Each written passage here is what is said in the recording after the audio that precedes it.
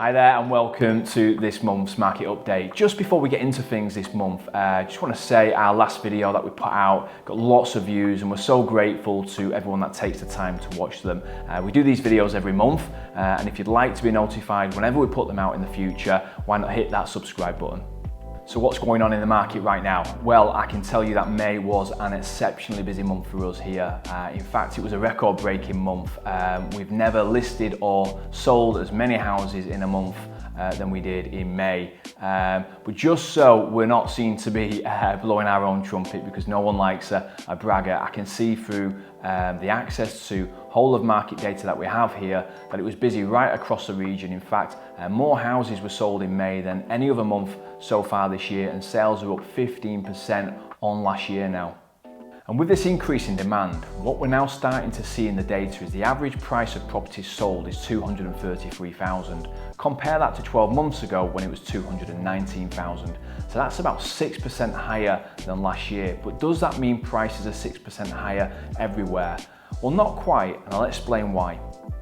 Yes, I definitely think that the majority of properties have seen some price growth over the last 12 months, but I'd be very wary of averages.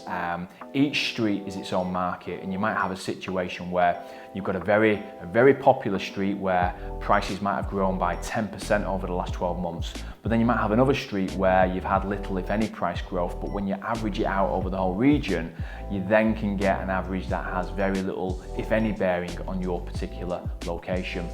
And just to really try and emphasize this point really, Zoopla in their latest monthly market update, they say that annual UK house price inflation stood at minus 0.1%. But if we put a chart on screen now from Zoopla, what you can see is the actual broad variation in house price inflation right across the country.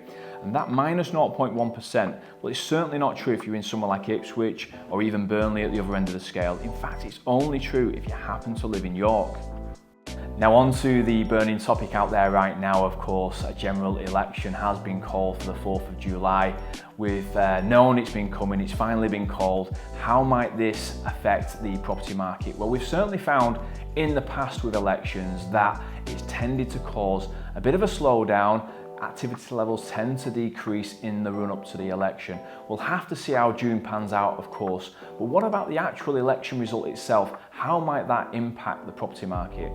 Well, I can only give you our opinion, of course, but it does seem clear to most people that we're probably in for a big change, a big swing, very likely a new government for this country.